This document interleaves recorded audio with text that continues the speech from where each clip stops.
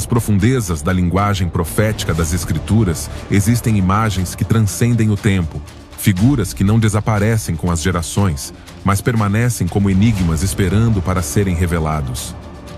Entre essas imagens, destacam-se duas figuras misteriosas, duas testemunhas, duas oliveiras, anunciadas pela primeira vez pelo profeta Zacarias em uma visão noturna e que reaparecerão séculos depois no coração do Apocalipse, em meio ao julgamento e à grande tribulação.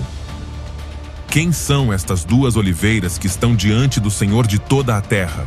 O que significa que eles estão ao lado do candelabro de ouro puro? Por que eles recebem poder em Apocalipse capítulo 11 para fechar os céus, ferir a terra com pragas e profetizar vestidos de saco por 1260 dias? Essas figuras não são meros símbolos sem peso.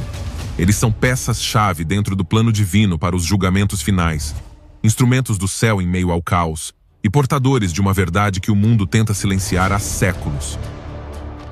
Mesmo assim, suas identidades continuam sendo um mistério que gerou intenso debate entre teólogos, rabinos e estudiosos da escatologia bíblica. Israel ainda hoje aguarda o aparecimento de Moisés e Elias. Durante a celebração da Páscoa, um cálice extra é deixado sobre a mesa em homenagem a Elias, na esperança de que ele retorne como um precursor do Messias.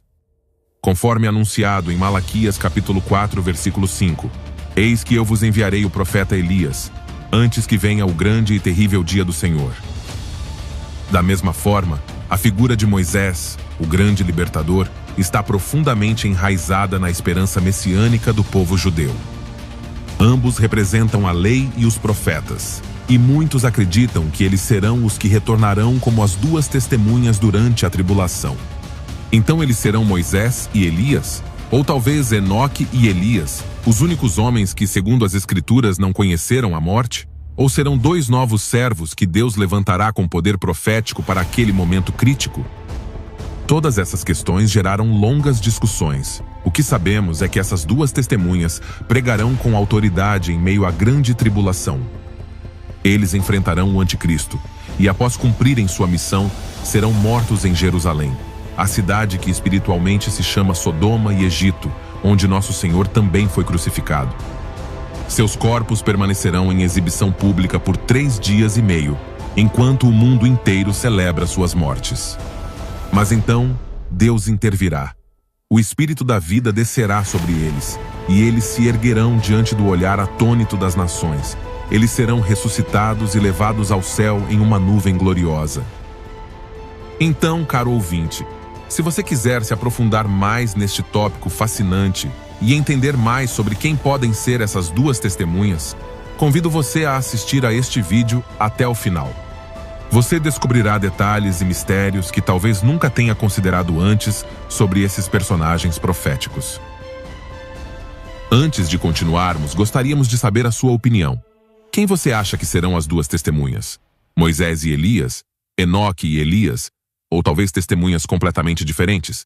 Deixe seu comentário. Vamos começar!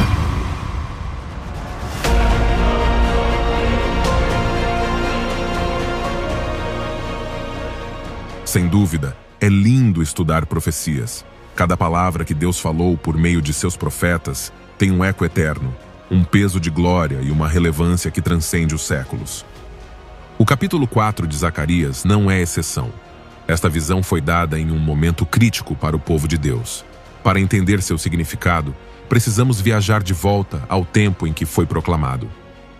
A visão das duas oliveiras no livro de Zacarias está situada em um período crucial na história de Israel. O retorno do exílio na Babilônia. Estamos no século VI a.C. O Império Babilônico havia caído nas mãos dos persas, e Ciro, o Grande, em um gesto sem precedentes, autorizou os judeus a retornarem a Jerusalém para reconstruir sua cidade e seu templo. Esse retorno não foi fácil. O povo encontrou uma Jerusalém devastada, com muros derrubados e um templo em ruínas. Apesar do entusiasmo inicial, o trabalho de reconstrução ficou interrompido por aproximadamente 16 anos. A oposição dos povos vizinhos, a instabilidade política e, acima de tudo, a perda da visão espiritual entre os próprios israelitas levou a um impasse. Foi neste contexto que Deus levantou os profetas Ageu e Zacarias. Enquanto Ageu falava com exortações diretas, Zacarias transmitia a mensagem divina por meio de visões simbólicas e profundas.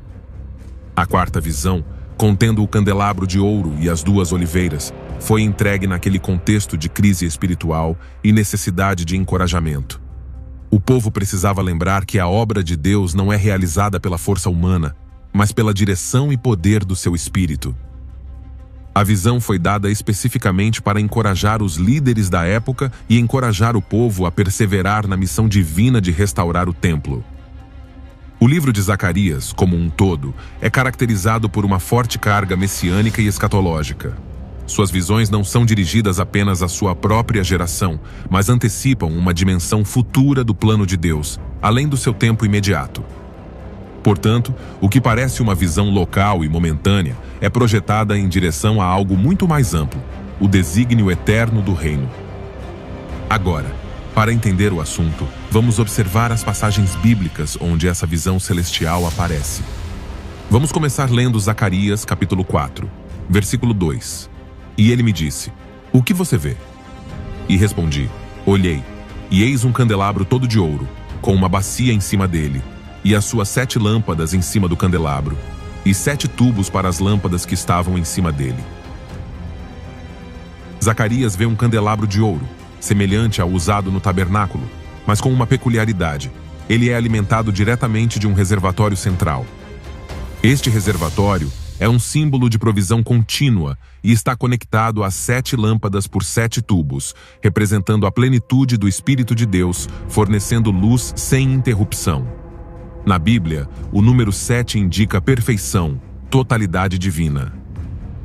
Agora vamos observar o que o versículo 3 diz. "E ao lado 2 oliveiras, uma à direita do tanque e outra à sua esquerda."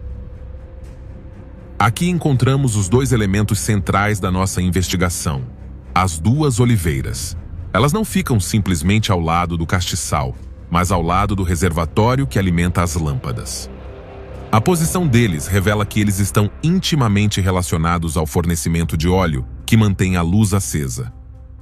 Não há padres enchendo as taças, não há mão humana, é um sistema celestial, uma fonte direta de provisão espiritual.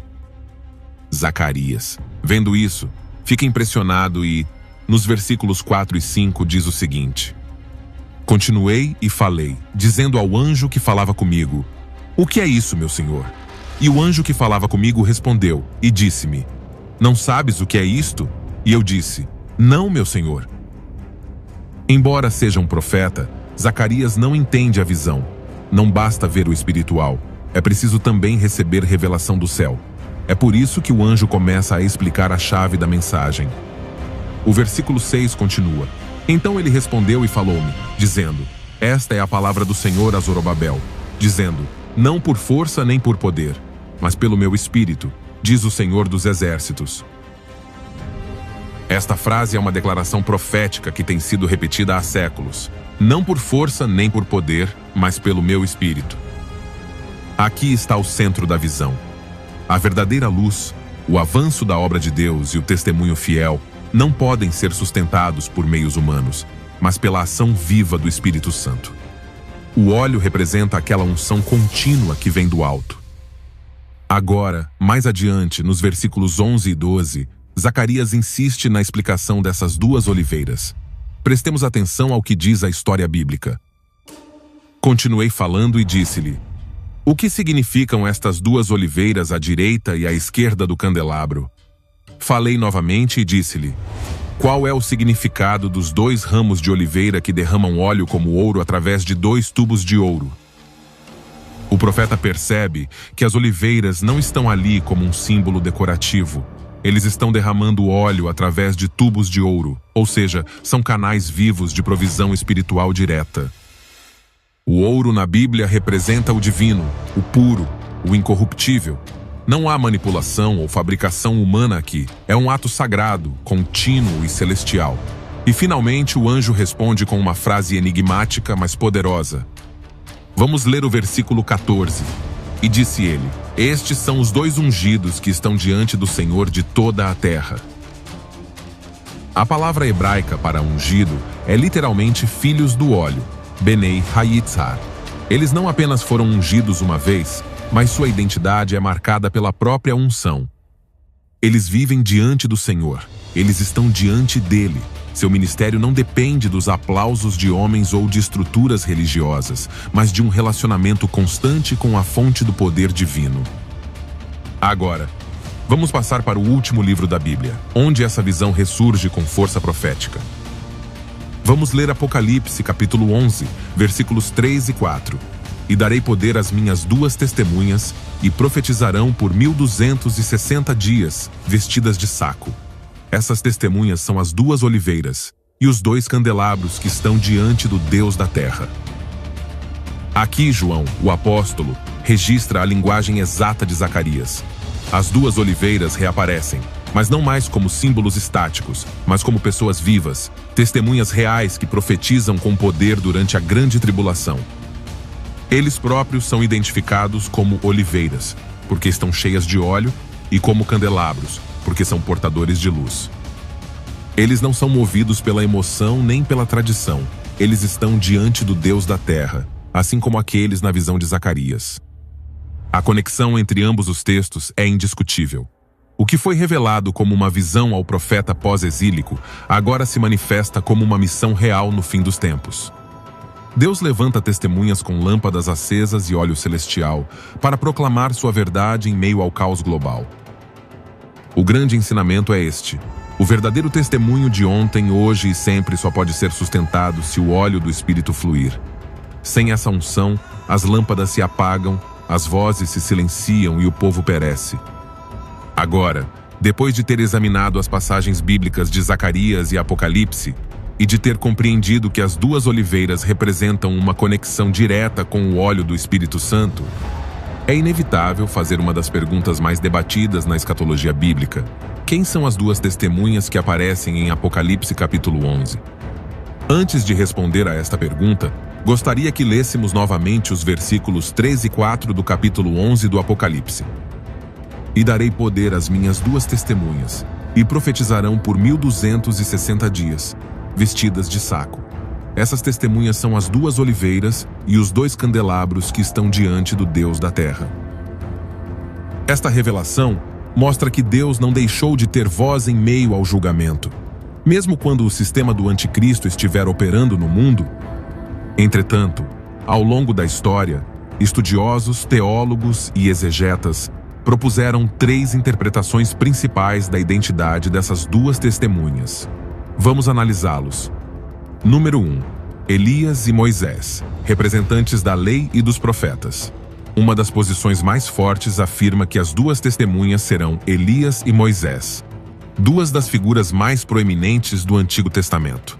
Esta interpretação baseia-se em 3 fundamentos principais. Em primeiro lugar de tudo, os milagres que as duas testemunhas realizarão são semelhantes aos que elas realizaram em vida. Apocalipse capítulo 11, versículo 6 diz: Estes têm poder para fechar o céu para que não chova nos dias da sua profecia.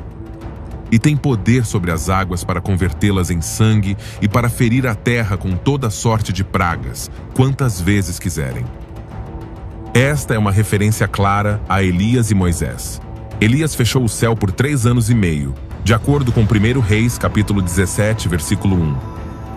Então Elias, o tisbita, que era dos moradores de Gileade, disse a Acabe: Vive o Senhor, Deus de Israel, perante cuja face estou, que nestes anos não haverá orvalho nem chuva, exceto quando eu o disser. Por outro lado, Moisés transformou água em sangue e trouxe pragas sobre o Egito. Em segundo lugar, ambos aparecem juntos com Jesus na transfiguração. Em Mateus, capítulo 17, versículo 3, lemos: E eis que lhes apareceram Moisés e Elias, falando com ele. Isso foi interpretado como um sinal profético. Eles são testemunhas autorizadas do Messias e poderiam retornar para testemunhar nos últimos dias. Em terceiro lugar, eles representam as 2 grandes categorias do Antigo Testamento: a lei, Moisés, e os profetas, Elias. Assim como o Antigo Testamento foi resumido nesses 2 pilares, essas duas testemunhas personificam o testemunho completo da antiga aliança. Nesse sentido, eles voltam a confrontar o mundo com a palavra profética e a autoridade da lei divina. Agora, há uma objeção a essa posição. Moisés morreu, e alguns acreditam que ele não retornaria. No entanto, argumenta-se que Deus pode ressuscitá-lo, como fez com Lázaro, somente neste caso com uma clara missão escatológica. Número 2. Elias e Enoque, aqueles que nunca viram a morte. Outra posição amplamente aceita entre alguns teólogos antigos e modernos é que as testemunhas serão Elias e Enoque, com base no fato de que ambos foram levados vivos para o céu e não experimentaram a morte. Enoque foi transladado para o céu de acordo com Gênesis capítulo 5, versículo 24. Então Enoque andou com Deus, e não apareceu mais, porque Deus o levou consigo. Por sua vez, Elias foi arrebatado ao céu por um redemoinho, de acordo com 2 Reis, capítulo 2, versículo 11.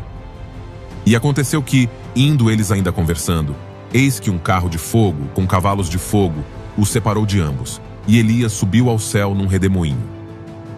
Essa interpretação é apoiada por Hebreus capítulo 9, versículo 27, onde diz: E assim como aos homens está ordenado morrerem uma só vez, vindo depois disto o juízo. Sob essa lógica, como Elias e Enoque não morreram, eles devem retornar para cumprir aquele decreto universal de morte. Ao retornarem como as duas testemunhas, eles completariam seu ciclo humano morrendo no final de seu testemunho, conforme indicado em Apocalipse capítulo 11, versículo 7. Quando eles terminarem o seu testemunho, a besta que sobe do abismo fará guerra contra eles, e os vencerá e os matará. Disse também que Enoque foi um pregador do julgamento. Isto é mencionado em Judas capítulo 1, versículo 14. E sobre estes também profetizou Enoque, o sétimo depois de Adão, dizendo: Eis que vem o Senhor com milhares de seus santos. Isso reforça a ideia de que Enoque tem um papel profético ao anunciar o julgamento de Deus, e, portanto, estaria qualificado para ser uma das testemunhas na grande tribulação. Número 3. 2 futuros profetas ainda não conhecidos. Uma terceira posição, defendida por muitos exegetas contemporâneos, é que as duas testemunhas serão 2 homens que ainda não compareceram. Mas eles serão escolhidos e ungidos por Deus especialmente para os dias do fim. Esta posição se baseia no fato de que o Apocalipse não menciona nomes. Testemunhas são definidas por sua função. E darei poder às minhas 2 testemunhas, e profetizarão por 1260 dias, vestidas de saco. Não se diz que eles sejam reencarnações ou retornos de personagens passados, mas simplesmente testemunhas cheias de poder. Seu argumento também é que Deus sempre levanta novos servos de acordo com a geração. Assim como Deus chamou Noé para o dilúvio, Moisés para o êxodo, Elias para confrontar a idolatria e João Batista para se preparar para o Messias, ele também pode levantar 2 novos servos únicos, preparados para confrontar o anticristo. Essa visão evita os problemas doutrinários relativos ao retorno físico de Enoque ou Elias. Alguns argumentam que Enoque e Elias já foram glorificados e que retornar em corpos mortais seria contraditório. Portanto, essa posição propõe que eles serão 2 testemunhas humanas comuns, mas dotadas de poder sobrenatural como os profetas do Antigo Testamento. Agora, é importante notar que cada uma dessas posições tem argumentos bíblicos e teológicos respeitáveis. Não estamos lidando com uma doutrina essencial para a salvação, mas sim um tema escatológico que permite diferentes interpretações entre crentes sinceros. A identidade exata das 2 testemunhas não foi revelada com absoluta clareza, o que nos leva a confiar na oração, no estudo cuidadoso e na humildade diante do texto sagrado. Pessoalmente, estou inclinado a pensar que são Elias e Moisés, devido à força dos paralelos bíblicos e sua aparição com Cristo na Transfiguração. No entanto, entendo que outros podem considerar corretamente que se trata de Elias e Enoque, ou 2 profetas que ainda estão por vir. O ponto principal é que Deus terá uma testemunha poderosa nos últimos dias, e que essas testemunhas serão completamente cheias do Espírito, com uma missão clara de confrontar o mundo com a verdade. A revelação das duas oliveiras é muito mais que uma figura simbólica. É um testemunho vivo de que, em cada geração, Deus levanta vozes ungidas para proclamar a sua verdade. Desde o tempo de Zacarias até a visão escatológica de João, vemos o mesmo princípio. Em meio à oposição, à ruína e à apostasia, o Senhor mantém sua lâmpada acesa por meio daqueles que estão conectados ao óleo celestial. As duas testemunhas do Apocalipse representam não só o julgamento, mas também a esperança. São um lembrete de que Deus não se cala diante do mal, e que mesmo em meio a grandes tribulações, sua palavra será proclamada com poder. O papel deles não é agradar o mundo, mas proclamar fielmente a verdade, mesmo que isso lhes custe a vida. Apocalipse capítulo 11, versículo 7 diz: Quando acabarem o seu testemunho, a besta que sobe do abismo lhes fará guerra, e os vencerá, e os matará. Sem dúvida, a fera teria desejado acabar com essas duas testemunhas muito antes. Os 1260 dias que passaram pregando livremente devem ter parecido intermináveis para ele. Entretanto, mais uma vez é demonstrado que os tempos estão sob o controle absoluto de Deus, que os estabelece de seu trono no céu. Somente quando tiverem cumprido plenamente sua missão, então, e somente então, a besta será capaz de enfrentá-los. Ela fará guerra contra eles, os vencerá e os matará. Somente a besta conseguiu matar as duas testemunhas, o que causou espanto e alegria entre os descrentes. Sem dúvida, esta ação lhe granjeará o reconhecimento, o apoio, a simpatia e a admiração de muitos, que verão nele um salvador por ter silenciado aqueles que proclamavam a verdade. Por tudo isso, ele vai querer que todos vejam os corpos das duas testemunhas. Observemos o que dizem os versículos 8 e 9. E seus cadáveres ficarão expostos na rua da grande cidade que espiritualmente se chama Sodoma e Egito, onde nosso Senhor também foi crucificado. E os dois povos, tribos, línguas e nações verão os seus cadáveres durante 3 dias e meio, e não permitirão que sejam enterrados. Diante dos corpos sem vida das duas testemunhas, a besta se apresentará como a vencedora final.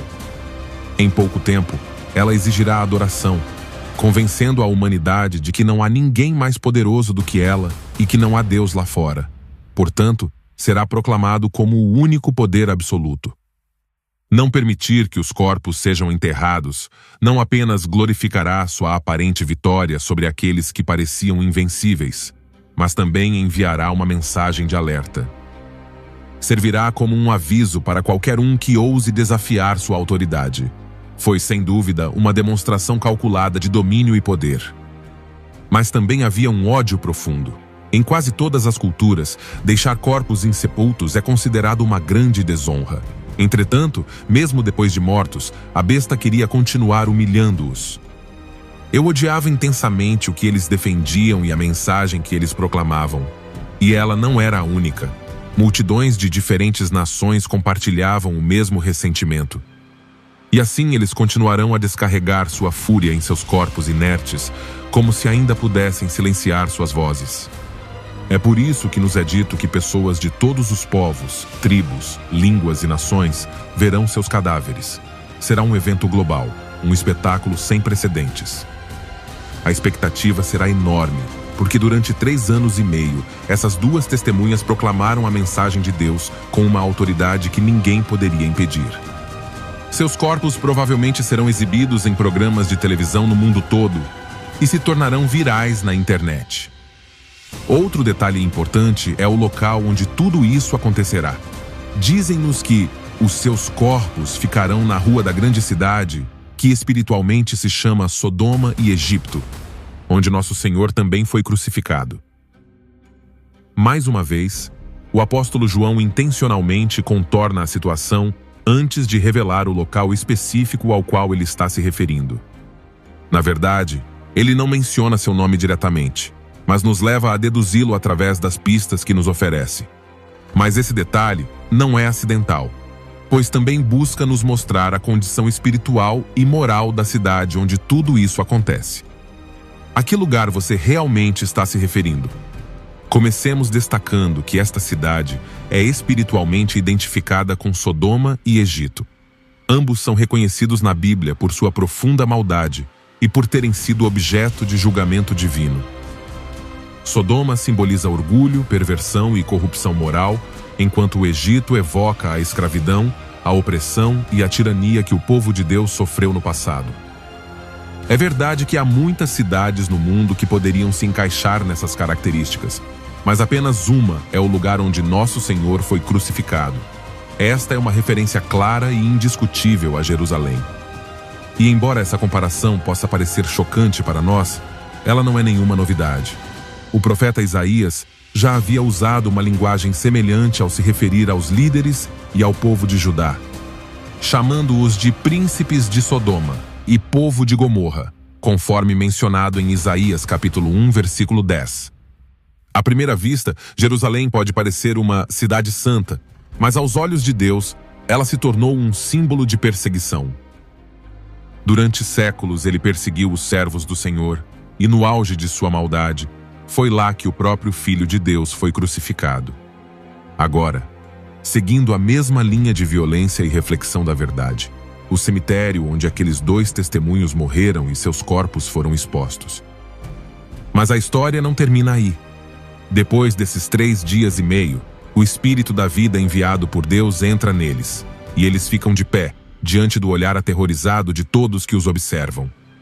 Sua ressurreição pública não apenas confirma que sua mensagem era verdadeira, mas antecipa o julgamento iminente que virá sobre os ímpios. Então, uma voz do céu lhes diz: subam aqui, e eles sobem em uma nuvem, um sinal claro de vitória, glória e vindicação divina.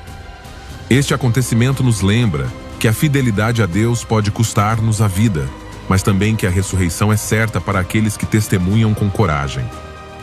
Embora o mundo celebre sua aparente vitória, o propósito de Deus prevalecerá e seus servos serão justificados. Assim como Cristo foi crucificado, sepultado e ressuscitado, essas 2 testemunhas compartilham o mesmo padrão glorioso: morte por causa do Evangelho, mas vida eterna através do poder de Deus. Esta passagem nos encoraja como crentes a não temer a rejeição, a perseguição ou a morte. Nossa esperança está naquele que tem o poder de ressuscitar os mortos e nos dar a vida eterna. As 2 testemunhas são um modelo do que significa ser fiel até o fim, confiando que Deus honra aqueles que o honram. E assim chegamos ao final deste vídeo. Esperamos sinceramente que tenha sido uma bênção para a sua vida, que tenha trazido clareza ao entendimento profético da palavra, e que o Espírito Santo tenha despertado em você o profundo desejo de ser uma testemunha fiel nestes tempos cruciais. Que o Senhor o fortaleça, o encha de sabedoria e sempre o guie pelo caminho da verdade.